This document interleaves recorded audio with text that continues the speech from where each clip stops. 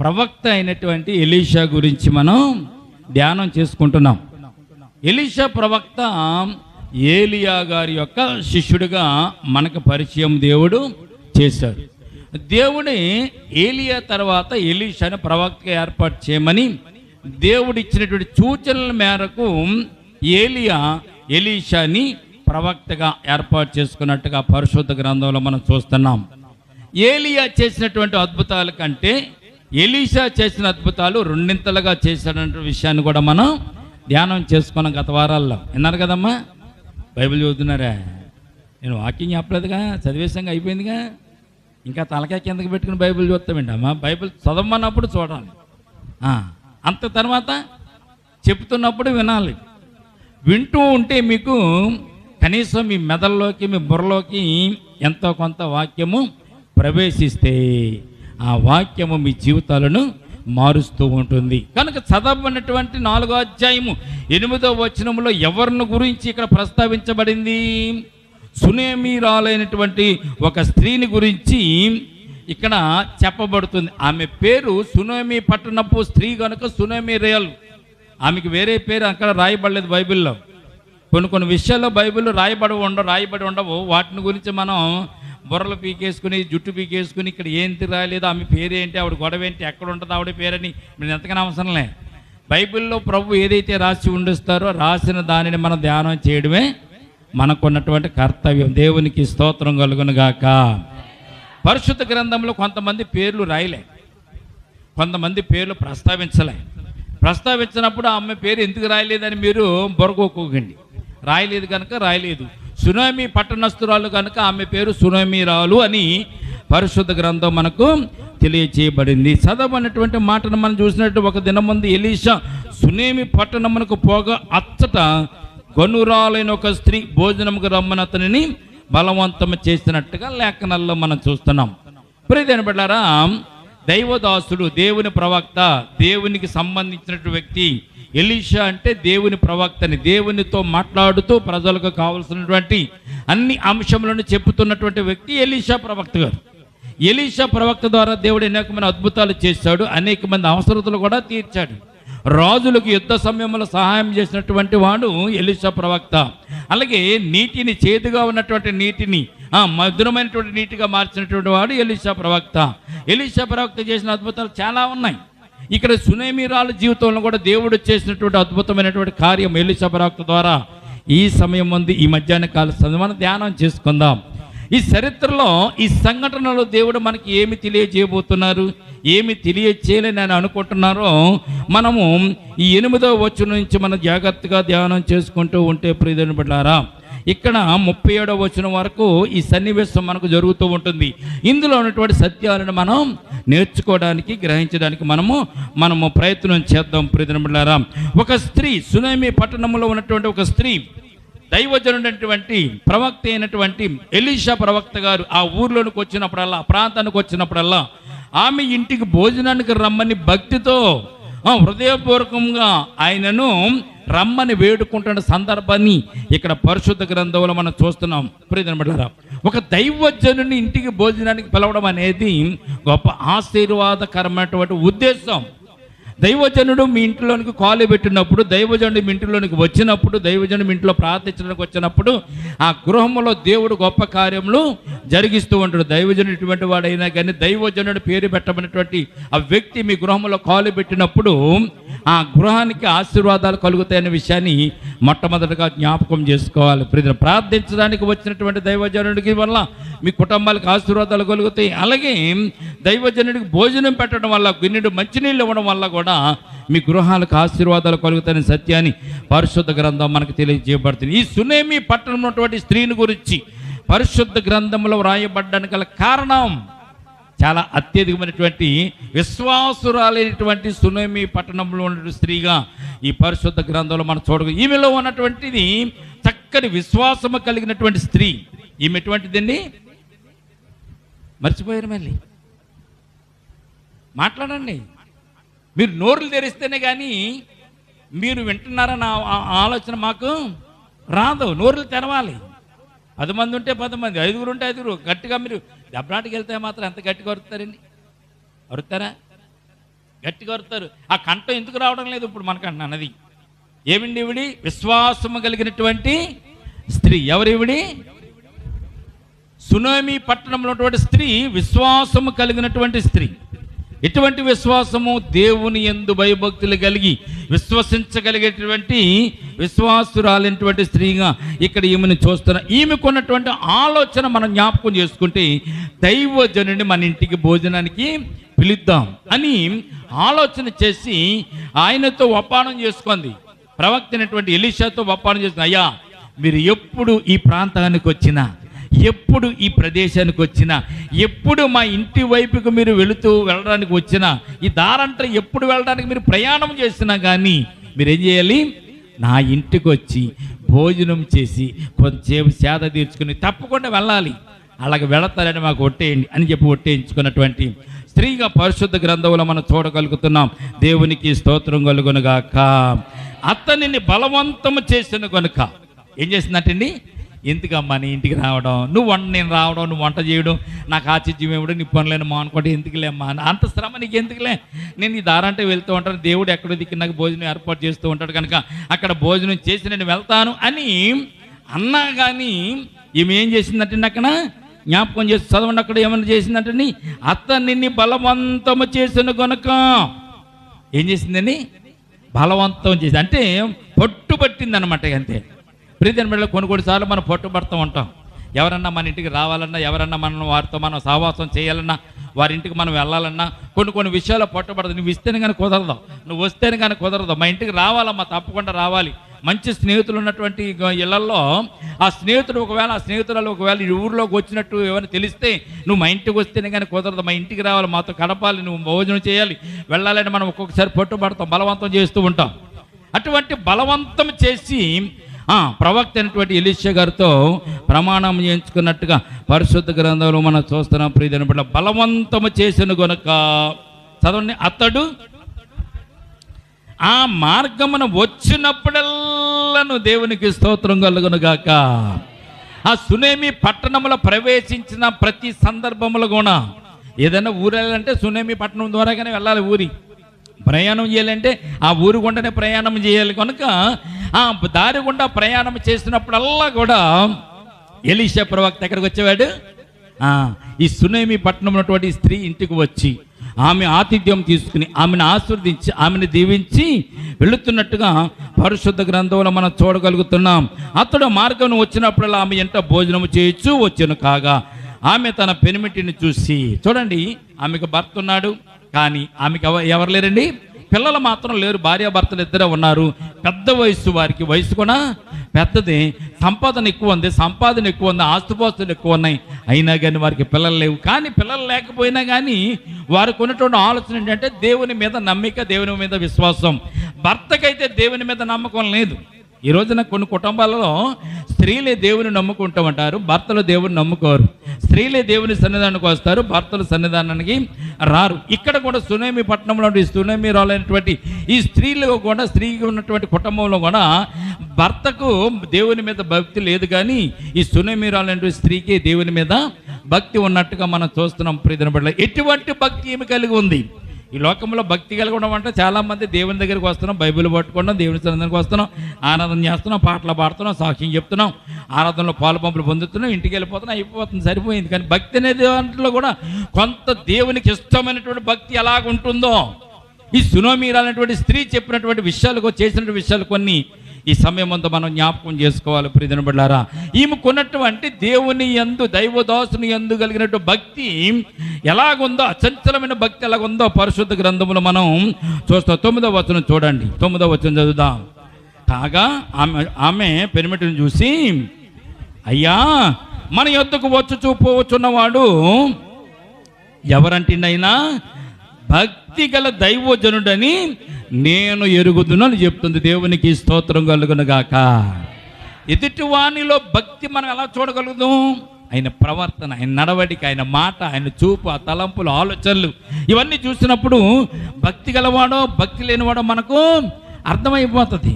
దైవజనులైనటువంటి వారు కూడా వంకర చూపులు చూసి వంకర మాట్లాడేవాడు భూమి మీద చాలామంది ఉన్నారు.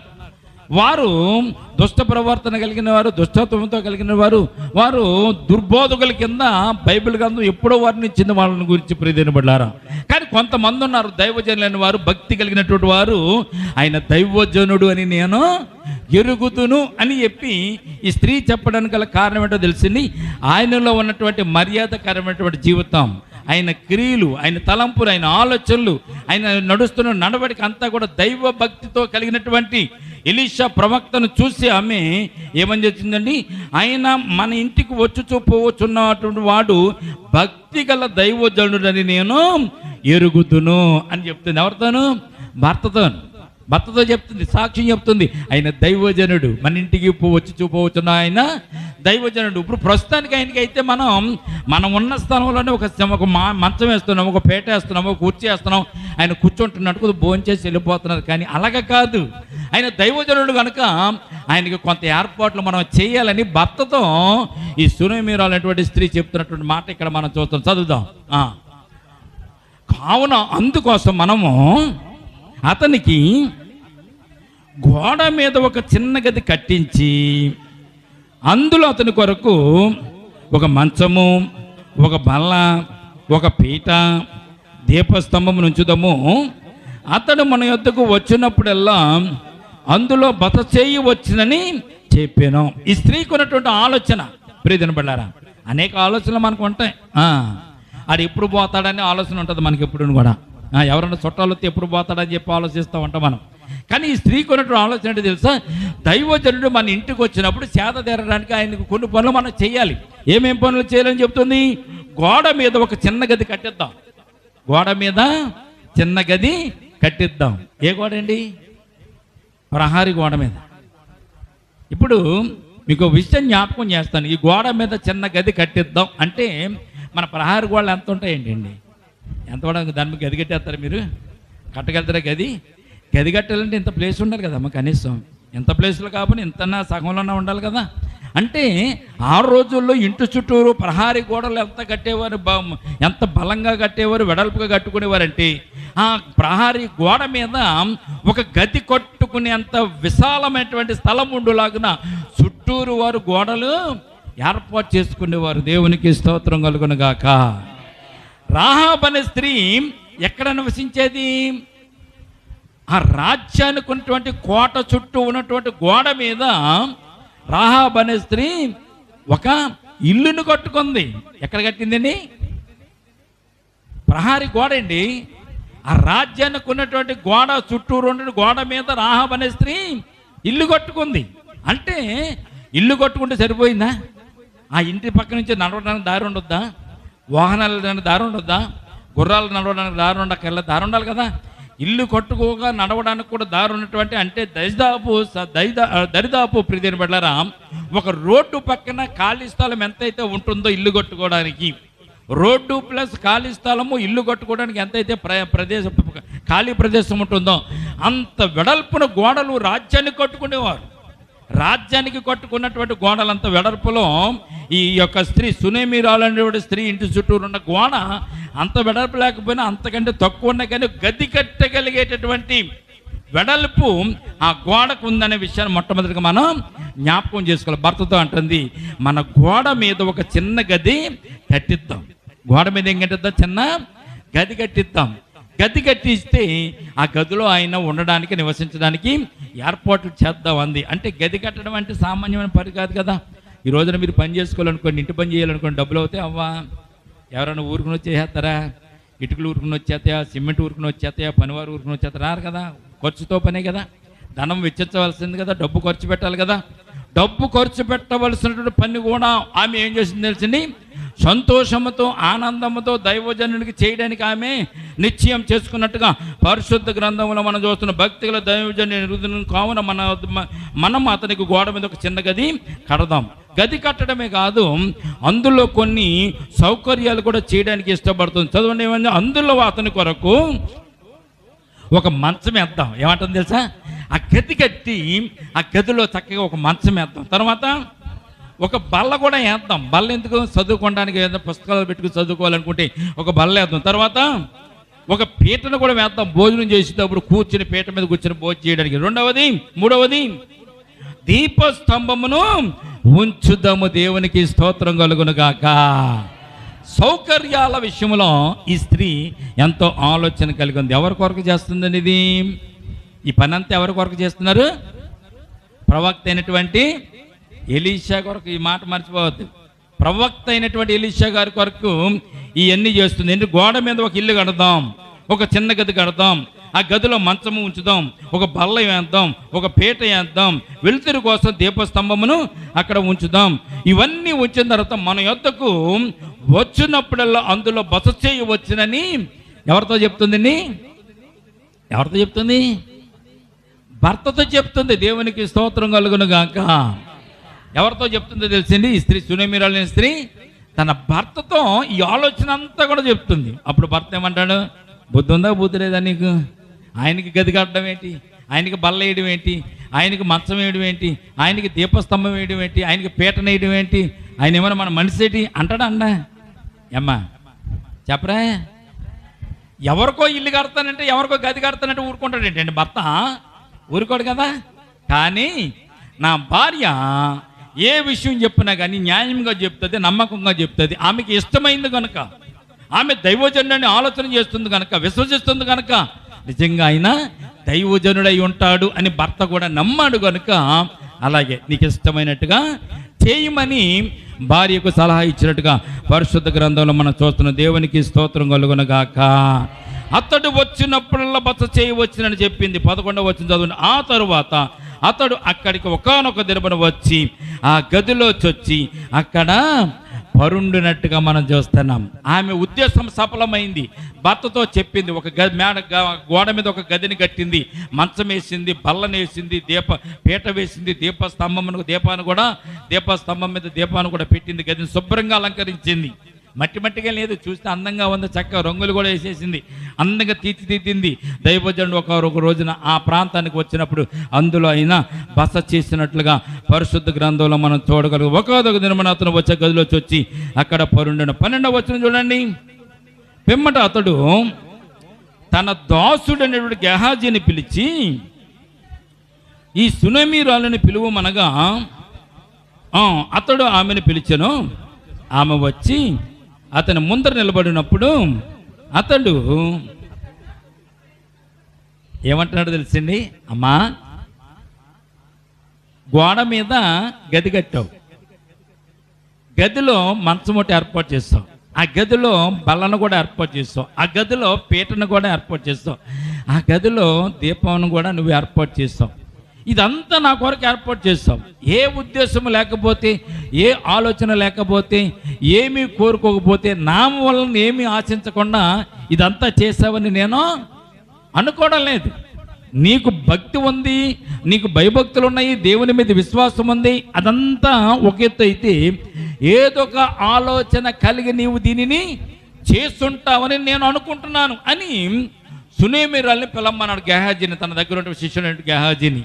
అప్పుడు ఆమె వచ్చింది. ఆమె వచ్చిన తర్వాత మన యొక్క ఎలీషా ప్రవక్త గారు ఆమెను గెహాజీతో చెప్తున్నాడు, ఆమెను పిలువు అంటే పిలిచిన తర్వాత ఆమె వచ్చి ఎదురుగుండా నిలబడిన తర్వాత ఇక్కడ చూడండి, ఎలీషా ప్రవక్త ఆమెను అడుగుతున్నాడు. ఏమని అడుగుతుంది చూడండి ఒకసారి. ఏమని అడుగుతున్నాడు?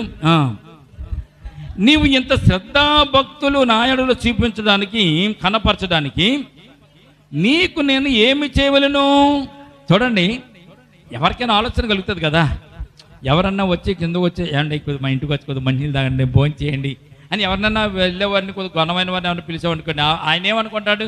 ఈమెకి ఏదో అవసరం ఉంది కనుక, వీళ్ళకి ఏదో అవసరం ఉంది కనుక పిలిచారు అనుకోండి. ఏం కావాలని అడుగుతావు? ఎవరన్నాను అడుగుతావు వాళ్ళకి వెండి. ఈ సునేమిరాల్ని ఎలీషా ప్రవక్త కూడా అదే అడుగుతున్నాడు. అమ్మా, ఇంత శ్రద్ధాభక్తులు కలిపి, ఇంత శ్రద్ధాభక్తులు చూపడానికి నా ఎడల నీకేం చేయమని అడుగుతావు అంటూ ఎలీషా ప్రవక్త చెప్తున్న మాట ఏంటంటే, రాజుతో మాట్లాడాలనా? చూడండి, రాజుతో నేను, సైన్యాధిపతితో నేను, నిన్ను గూర్చి నేను మాట్లాడవాలని కోరుచున్నావని అడుగుమని గెహాజీకి ఆజ్ఞ ఇయ్యగా. ఎక్కడంటే ఆ రోజుల్లో రాజుతో మాట్లాడాలంటే ప్రవక్త ఒక్కడికి అధికారం ఉంది, సైన్యాధిపతితో మాట్లాడాలన్న ప్రవక్త ఒక్కరికి అధికారం ఉంది. దేవుని దాసుడు ప్రవక్త ఉన్నటువంటి ఎలీషా ప్రవక్త రాజుతో మాట్లాడగలడు, సైన్యాధిపతితో మాట్లాడగలడు, అధికారులతో మాట్లాడగలడు. ఈ లోకమును అంతటి మీద అధికారి ఉన్నటువంటి దేవునితో కూడా ఎలీషా ప్రవక్త గారు మాట్లాడగలరు. కనుక ఎవరితో మాట్లాడమంటావమ్మా? రాజుతో మాట్లాడాలా? సైన్యాధిపతితో మాట్లాడాలా? నీకేమైనా భూతగాథాలు ఉన్నాయా? నీకేమైనా అవసరం ఉందా? నీకేమైనా ఇబ్బందులు ఉన్నాయా అని ఎలీషా ప్రవక్త సునేమీరాలను అడుగుతున్నాడు. ఇక్కడ అడుగుతుంటే ఆమె చెప్పిన మాట ఒక్క మాట జ్ఞాపకం చేసుకోండి ప్రియజనుడా. అందుకు ఆమె, అయ్యా, నేను నా స్వదనులలో కాపురమున్నానని అందుకు జవాబిచ్చినట్టుగా మనం చూస్తున్నాం. ఏమంటుంది ఆమెతో నేను అందుకు ఆమె, నేను నా స్వజనుల్లో కాపురం, నేను నా సొంత వారి ఇంటి దగ్గర కాపురం ఉన్నాను, నా స్నేహితులు, నా బంధువులు, నా చుట్టపుట్టలు, నా తల్లిదండ్రుల దగ్గర కాపురం, నాకు ఎటువంటి ఇబ్బందులు కూడా లేవు అని చెప్తుంది. నాకు ఏ అవసరత లేదని ఇక్కడ ఎలీషా ప్రవక్తతో చెప్తున్నట్టుగా పరిశుద్ధ గ్రంథంలో మనం చూస్తున్నాం. 14 వచనం చూడండి. ఎలీషా గెహాజీని పిలిచి, గెహాజీతో ఎలీషా ప్రవక్త అంటున్నాడు, ఆమె నేను ఏమి చేయకూరుచున్నాదని వాని అడుగుగా, అప్పుడు గెహాజీ అంటున్నాడు, ఆమెకు కుమారుడు లేడు, మరియు ఆమె పెనిమిటి ముసలివాడని అతనితో చెప్పాను. దేవునికి స్తోత్రం కలుగునుగాక. ఆమె నాకు ఏ అవసరం లేదని చెప్పేసింది. కుమారుడు కావాలని కోరుకోలేదు, సంతానం కావాలని కోరుకోలేదు.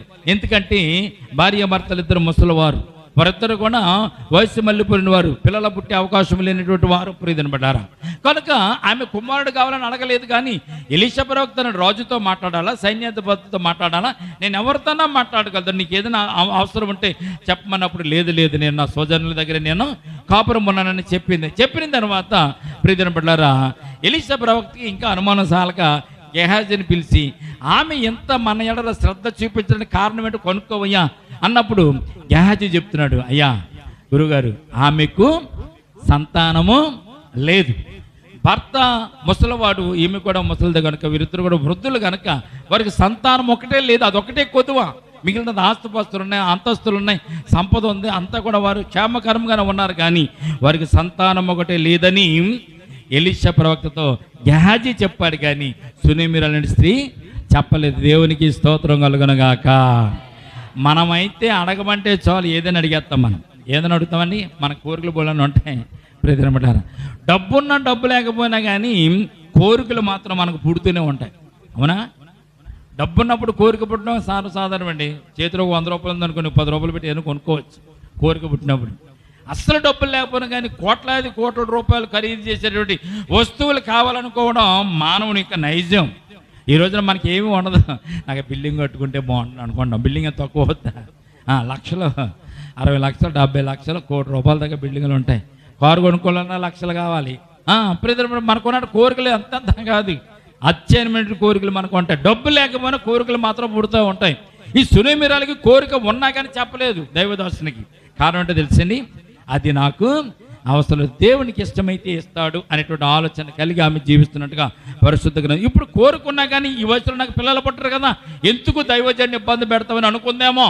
కానీ తన మనస్సులో ఉన్నటువంటి కోరికను మాత్రం దైవజనుని ముందు వ్యక్తం చేయలేదు. ప్రియమైన పిల్లలారా, గెహాజీ చెప్తున్నాడు, అయ్యా వారి కుటుంబంలో ఒకటే ఒక డోటు ఉంది, డబ్బు ఉంది, సంపద ఉంది, ఆస్తి ఉంది, సుఖంగానే జీవిస్తున్నారు, బంధువుల మధ్య ఉంటున్నారు, వారికి ఏ ఇబ్బంది లేదు. కానీ వారికి కలిగినటువంటి ఒకే ఒక అవసరం ఉంది. ఏంటో తెలుసా? వారికి సంతానము లేదు అని చెప్తున్నట్టుగా గెహాజీ చెప్తున్నారు. ఆమెకు కుమారుడు లేడు, మరియు ఆమె పెనిమిటి ముసలివాడు అని అతనితో చెప్పాను. 15వ వచనం చూడండి. అందుకు అతడు, ఎలీషా ప్రవక్త చెప్తున్న మాట చూడండి, 15వ వచనం చదవండి. ఆమెను పిలువమనగా గెహాజీ ఆమెను పిలిచినప్పుడు ఆమె వచ్చి ద్వారబంధము దగ్గర నిలిచింది. అంతే, లోపల కూడా రాలే, నిలవగా ఎలీషా, మరుసటి ఏట ఈ ఋతువున నీ కోగుట కుమారుడు నుండినని ఆమెతో చెప్పిన. దేవునికి స్తోత్రం కలుగునుగాక.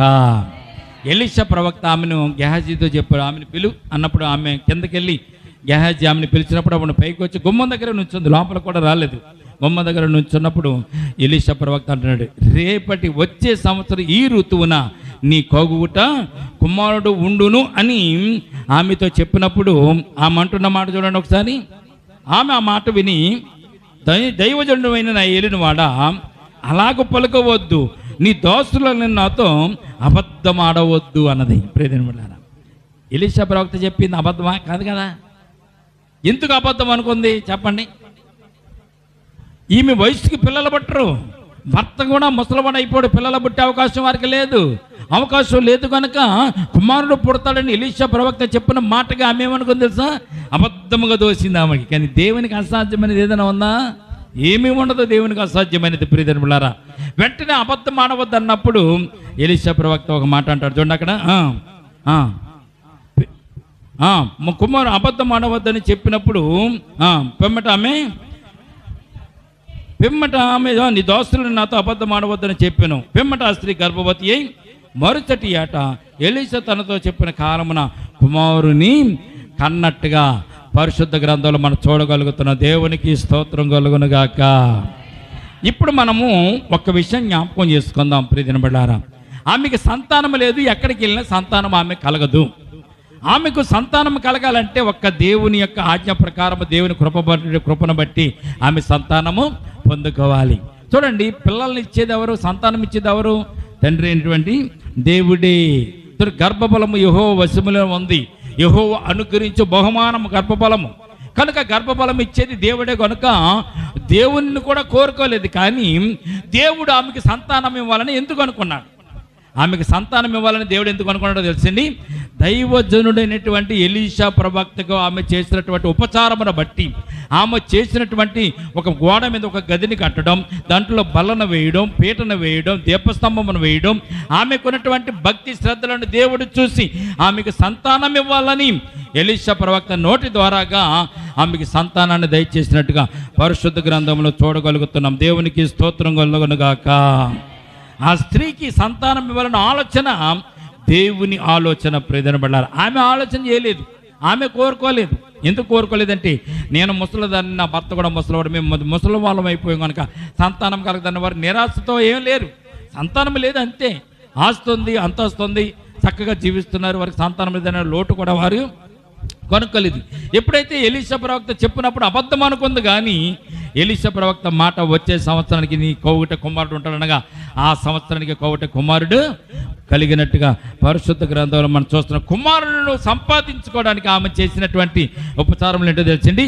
దైవజనుడని ఎలీషా ప్రవక్తను గుర్తించింది, ఎలీషా ప్రవక్తకు ఉపచారమును చేసినట్టుగా పరిశుద్ధ గ్రంథంలో మనం చూడగలుగుతున్నాం ప్రియదినబిడ్డలారా. కనుక ఈ రోజున ఈ లోకములో కూడా మనం దేవుని ఎడల భయభక్తులు కలిగి ఉండడానికి ప్రభు కనుక కృప చూపిస్తున్నప్పుడు, దేవునితో కనుక మన సహవాసం చేయడానికి మనం ఇష్టపడినప్పుడు, మనం కోరుకున్నా కోరుకోకపోయినా మన అక్రతలన్నీ కూడా ఎవరు తీరుస్తారండి? తండ్రి అయినా దేవుడే తీరుస్తాడు. దేవునికి స్తోత్రం కలుగునుగాక. మొట్టమొదటిగా మనం ఉండవలసిన విధానం ఏంటో తెలిసింది. దేవుని ఎడల విశ్వాసం కలిగి, భక్తి కలిగి, భయం కలిగి మనము జీవించడం అనేది దేవునికి ఇష్టమైనటువంటి జీవితం. ఈ రోజున అనేక మంది ఆ జీవితాన్ని జీవించడం లేదు. వారి సొంత కలాపాలతో, సొంత కార్యకలాపాలతో, సొంత క్రియలలో, వారి కుటుంబ పోషణలో, కుటుంబ బాధ్యతలను వారు తిరుగుతున్నారు, కానీ దేవుని మీద కనీసం విశ్వాసాన్ని ఉంచడానికి కూడా వారు ఇష్టపడడం లేదు. కనుక వారి జీవితాల్లో అద్భుత కార్యాలు, ఆశ్చర్య కార్యాలు జరగడం లేదనే విషయాన్ని మొట్టమొదటిగా మనము జ్ఞాపకం చేసుకోవాలి. కుమారుడైతే కలిగాడు, సంతానమైతే కలిగింది, కానీ ప్రియదినబిడ్డలారా, ఒక్కొక్క దినాన ఆ పుట్టినటువంటి కుమారుడు పెరిగి పెద్దవాడై తల్లిదండ్రులతో ఉంటూ జీవిస్తూ ఒక రోజున పొలం వెళ్ళాడు.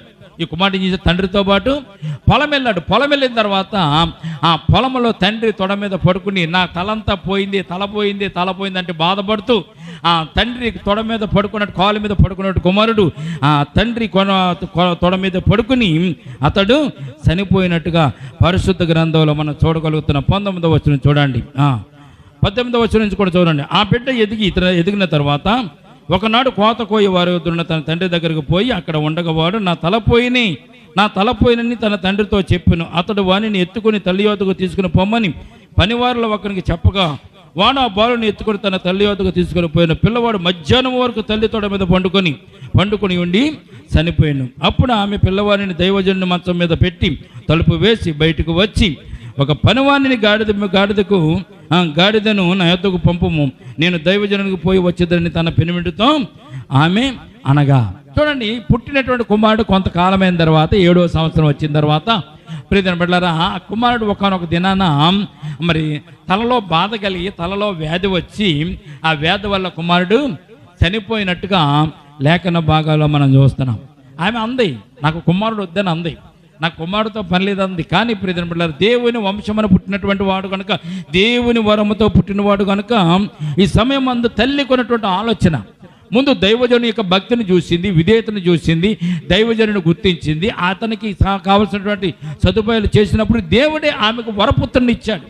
ఆ వరపుత్రుడు ఇప్పుడు ఈ రోజున చనిపోయినటువంటి సందర్భాలు మనం చూడగలుగుతున్నాం.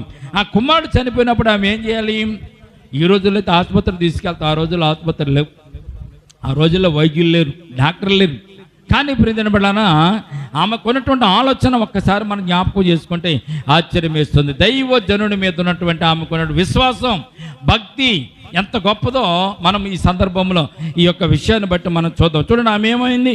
వెంటనే ఆమె తొడ మీద పడుకున్నాడు కుమారుడు చనిపోయిన వెంటనే భర్త దగ్గరికి కబురు పంపించింది, అయ్యా ఒక గాడిద నాతుకు పంపించు, నేను దైవజనుని దగ్గరికి వెళ్ళాలి అని చెప్పింది. అని చెప్పినప్పుడు ఆ కుర్రోని తన కుమారుడిని దైవజనుడికి కట్టించినటువంటి ఆ గదిలో లోపల మంచం మీద పెట్టి తలుపు వేసి బయటకు వచ్చి ఒక పనివానికి ఒక గాడిదను నాతుకు పంపమని, నేను దైవజనుడికి పోయి వచ్చేదని తన భర్తతో పెనుమిడితో అనగా, పెనుమిడి అంటున్న మాట ఒకసారి జ్ఞాపకం చేసుకుని 23వ వచనం చదవండి ఒకసారి.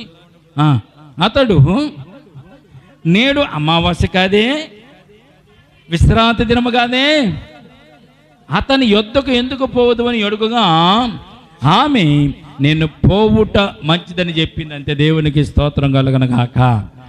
కుమారుడు చనిపోయాడు, కుమారుడిని బతికించుకోవడానికి ఎలీషా ప్రవక్త దగ్గరికి వెళ్తానన్న మాట చెప్పలే.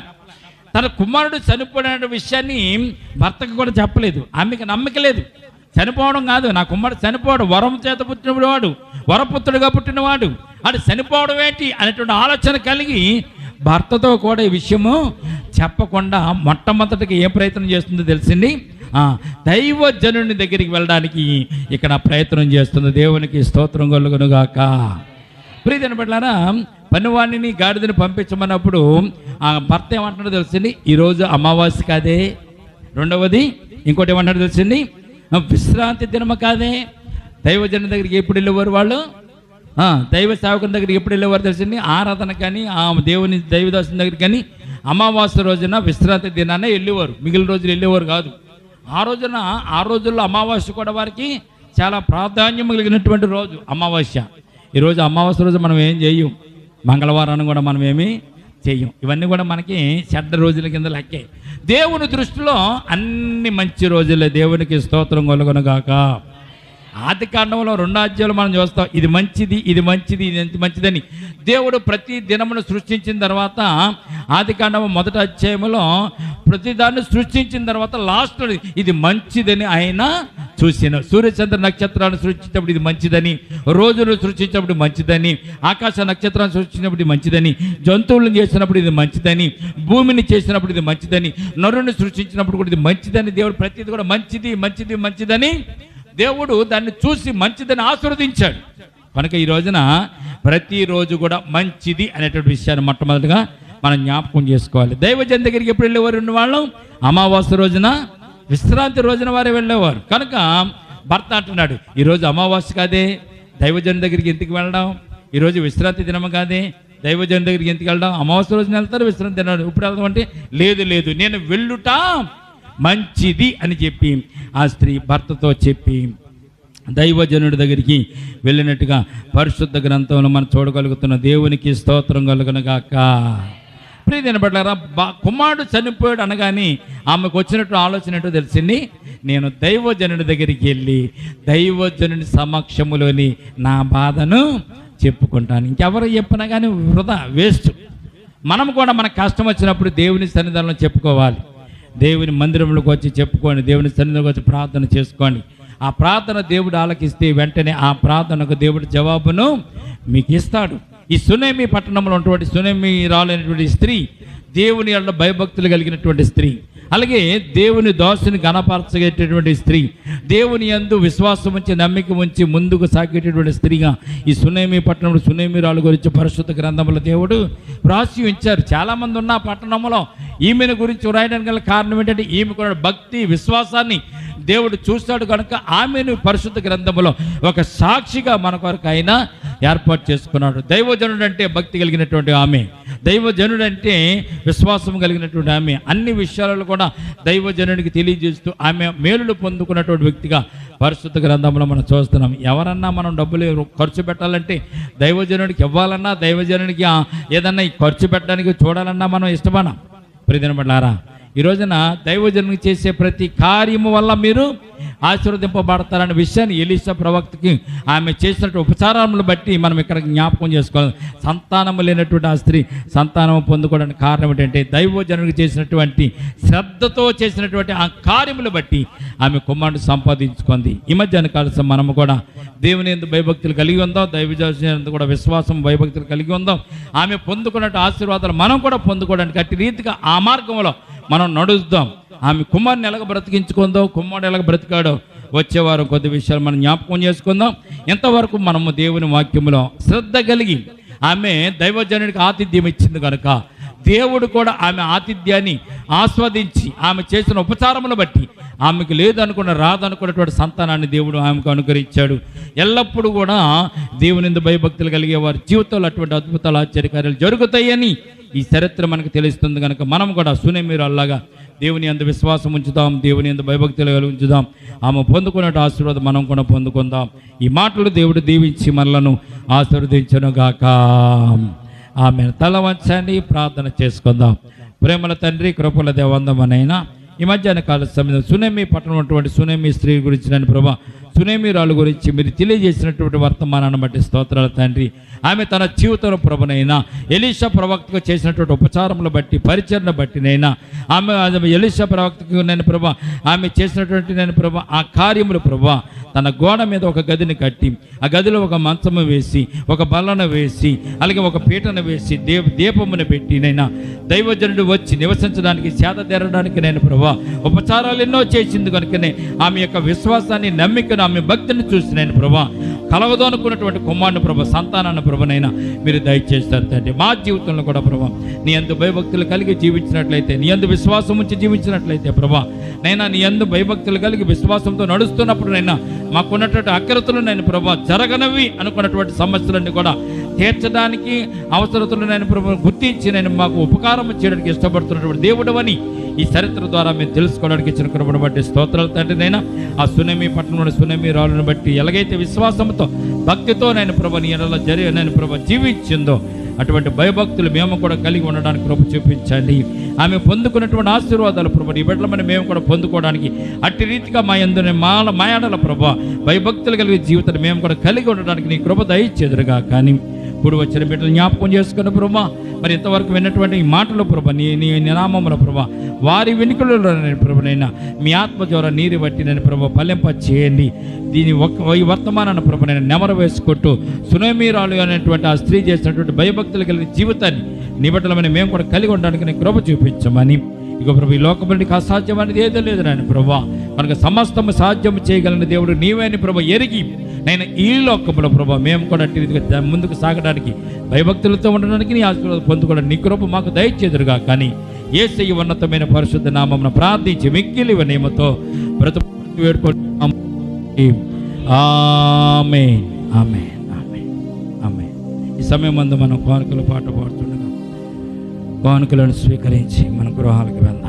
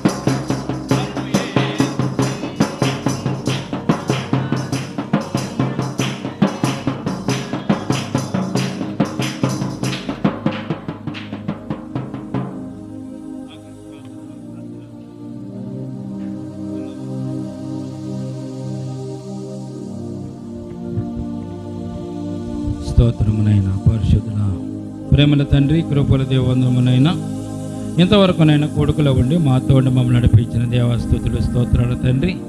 గతించిన వారమంతా నేను ప్రభు కాపాడి భద్రపరిచి నిబిడల యొక్క చేతి పని దీవించి, ఉద్యోగాన్ని దీవించి, వ్యాపారం దీవించి, వారి కష్టార్జితాన్ని దీవించి నేను ప్రభునైనా వారు మీరు ఇచ్చిన కష్టార్జితంలో నుంచి ప్రభు వారు తినకుండా ఖర్చు పెట్టకుండా దాసి మీ సన్నిధానంలో విత్తాలని తీసుకుని వచ్చినటువంటి కానుకలు బట్టి వేలాది వందనాలు స్తుతులు స్తోత్రాలు తండ్రి. నేను ఎవరైతే గుప్పులు విప్పి నీ సన్నిధానంలో కానుకలు విత్తి ఉన్నారో విత్తిన ప్రతి కానుకలు మీరు దీవించండి. ఆశీర్వదించిన గుప్పులు విప్పిన ప్రతి గుప్పిలను కూడా మీరు దీవించి ఆశీర్వదించండి.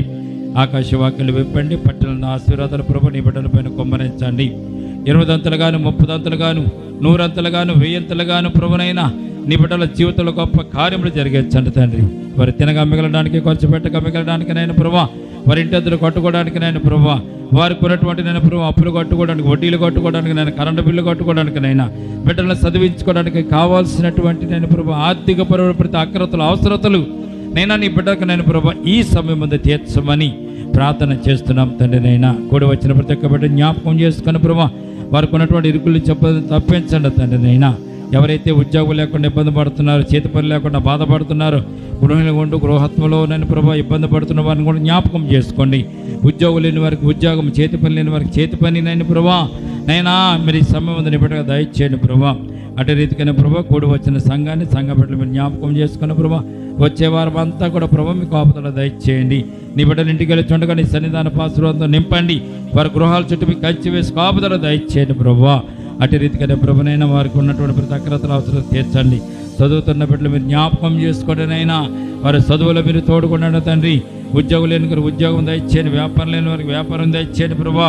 అటు రీతికైనా వివాహం కావాల్సిన బిడ్డల కొరకునైనా మరి ముఖ్యంగా ప్రార్థిస్తున్నాం తండ్రి.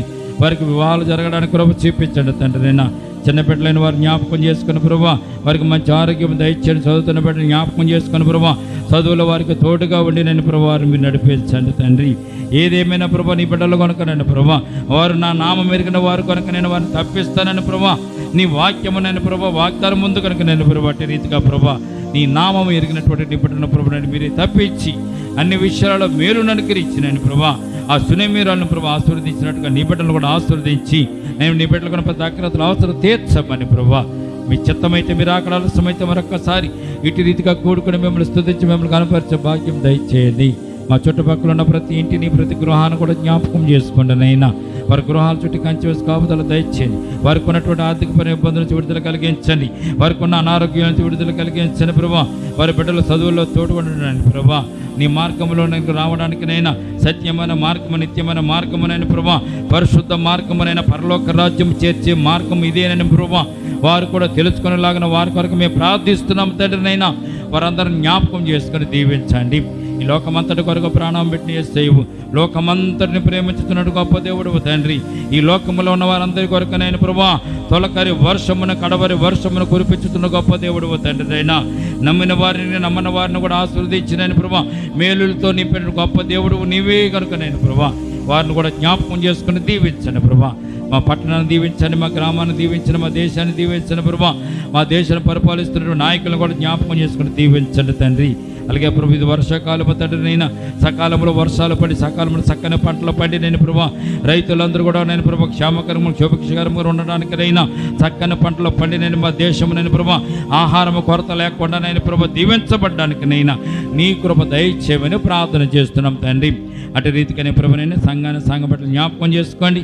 నేను ప్రభా కూడి వచ్చిన బిడ్డల మట్టి స్తోత్రాలు తండ్రి. నేను మరొకసారి ఇటు రీతిగా కూడుకుని మిమ్మల్ని స్తుతించి మీరు కనపరిచేంత వరకు నేను ప్రభా మీ కృప మీ కాపుదల నీ బిడ్డలమైన మాకు తోడుగా వచ్చి నడిపించమని చేసిన ప్రార్థన పాదతనకు చేసుకోమని నజరుడని యేసుక్రీస్తు పరిశుద్ధ నామమున ప్రార్థించి మిక్కిలి వినయముతో బ్రతిమలాడి వేడుకొంచున్నాము తండ్రి. ఆమేన్. మన తండ్రి అయిన దేవుని ప్రేమయు కుమారుడైన యేసుక్రీస్తు కృపయు పరిశుద్ధాత్మల సహవాసం ఇప్పుడు ఎల్లప్పుడూ ప్రవొచ్చు పర్యంతము సంగమునకును మనకును సదాకాలము తోడనెడుగుండునుగాక. ఆమేన్. అందరూ చెప్తామా? యేసు రక్తమే చేం, ప్రవేశ రక్తమే చేం, యేసు నామమున సంపూర్ణ విజయం కలుగునుగాక. ఆమేన్. ఆమేన్.